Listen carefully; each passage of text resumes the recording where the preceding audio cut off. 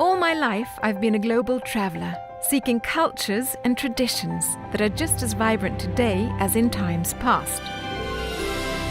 We're opening doors, stepping into worlds most never see, because that's where the best stories are, behind closed doors.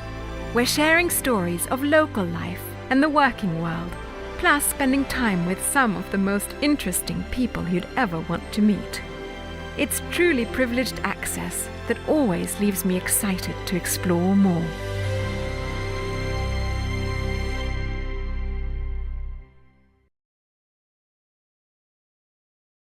In Portugal, there are lots of quaint towns where family traditions remain strong. Bread has been made the same way in this Portuguese family bakery for centuries. I'm in the middle of baking bread with Dona Manuela. Wait until you meet her. Come on in.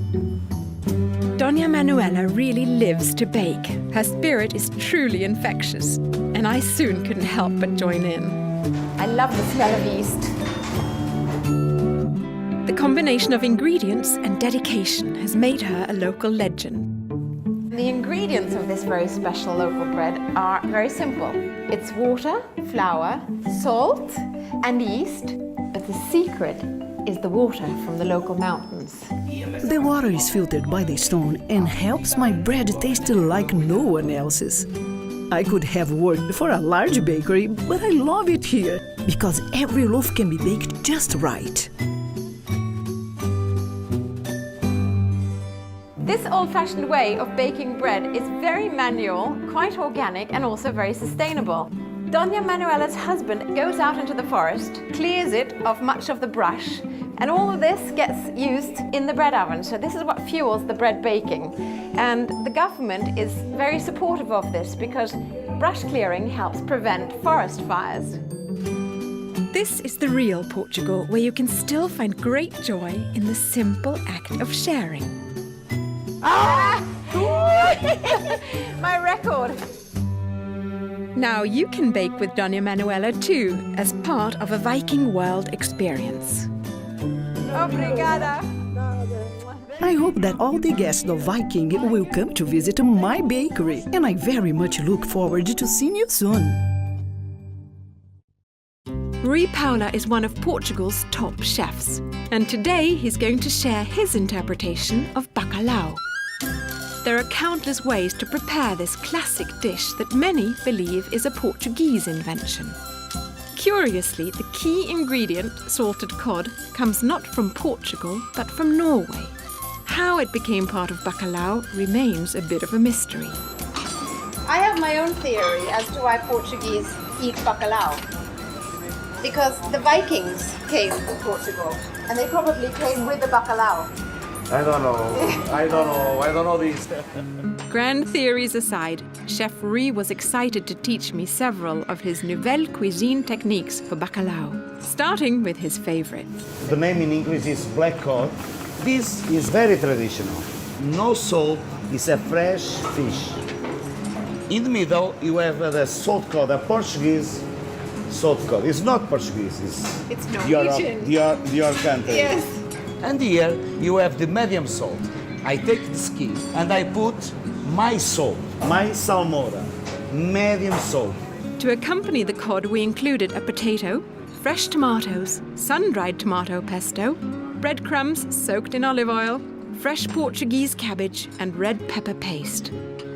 We began our bacalhau adventure with the simplest cod preparation, lightly cooking it in extra virgin olive oil. No salt, nothing. 80 degrees, 3 minutes. So while that's cooking, we're going to make the second type of bacalhau. The salt cod, The salted I put here, with the breadcrumbs. and the olive oil. Okay. And I put in the oven, okay? It's 5 minutes.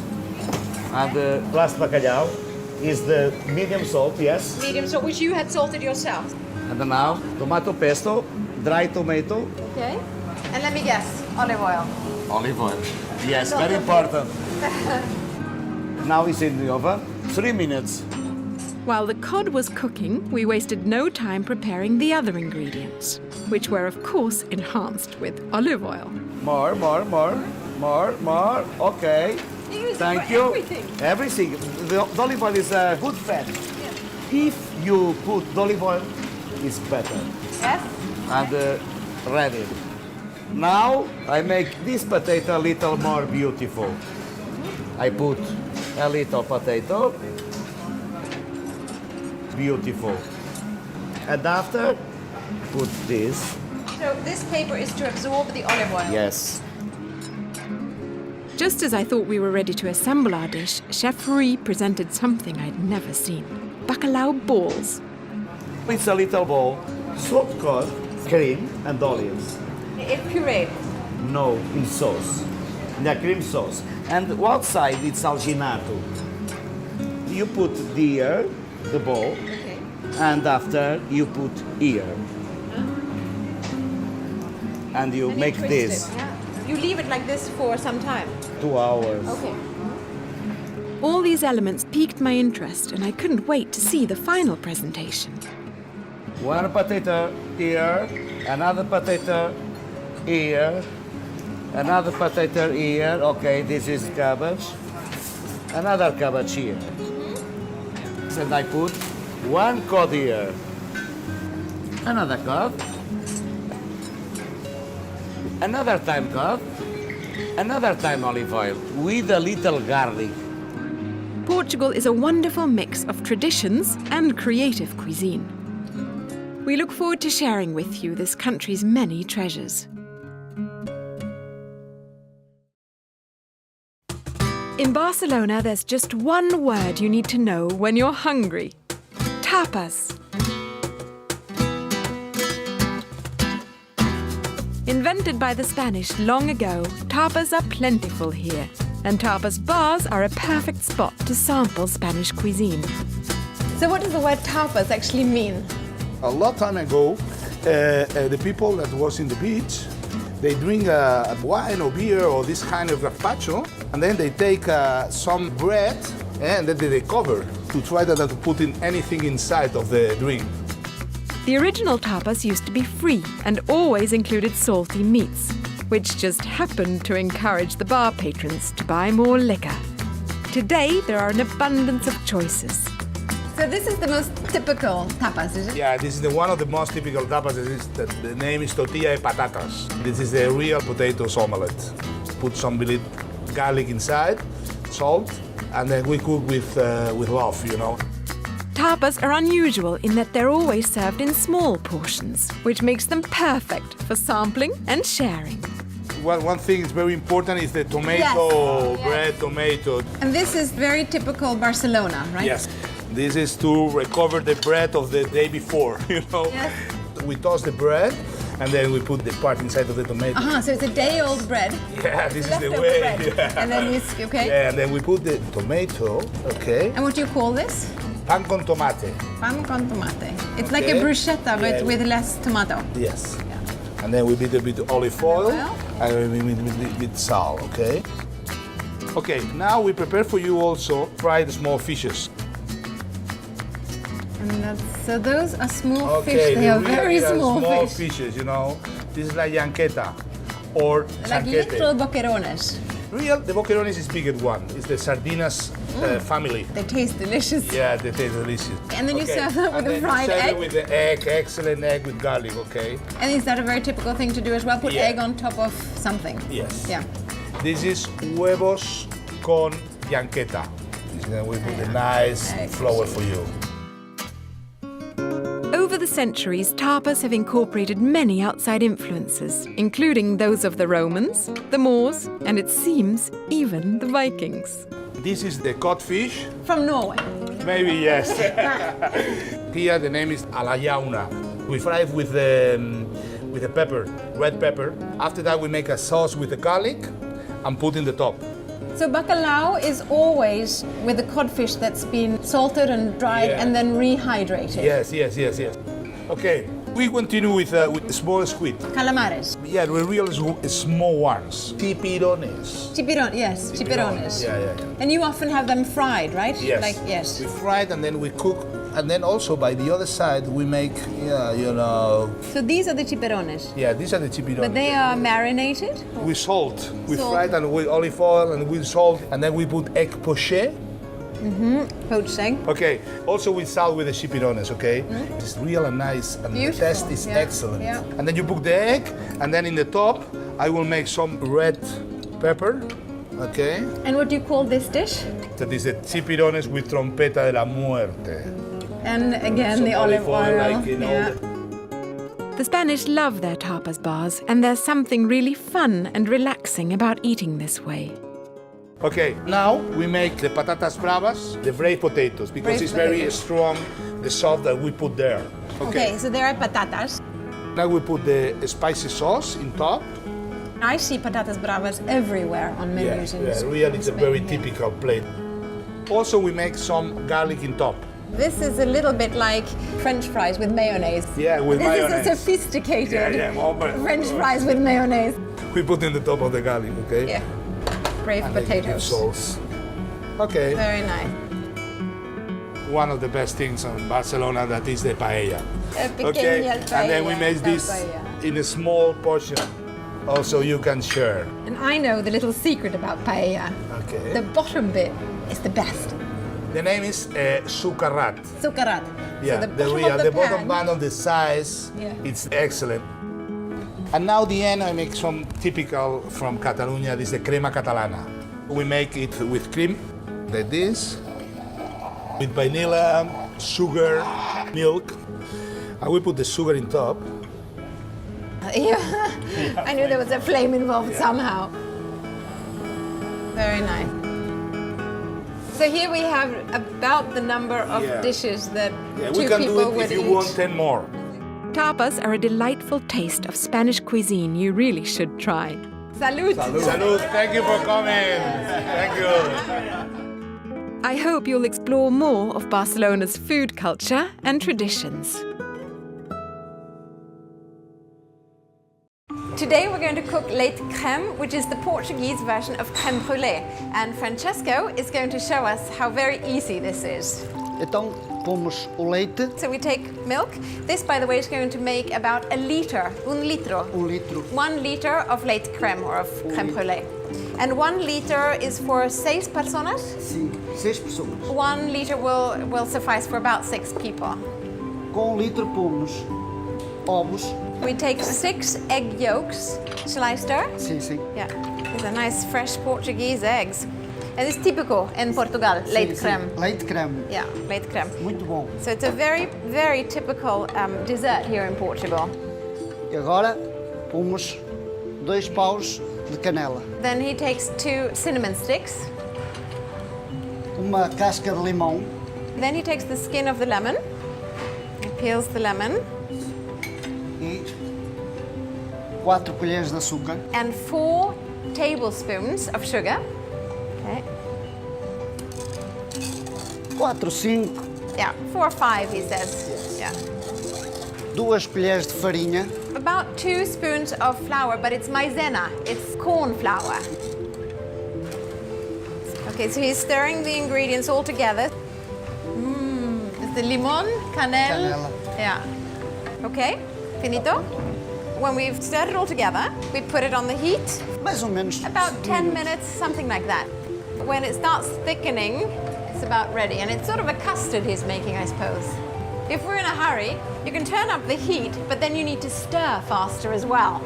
Wow, this is fantastic. It's so easy, and there we are. It's almost done. It's a beautiful, even sort of velvety custard. Desligou, Yeah, done. Then we transfer it into a serving dish. This can be a deep or a shallow serving dish. So he's taking out the rind, he's not leaving the rind in. He's also taking out the cinnamon sticks.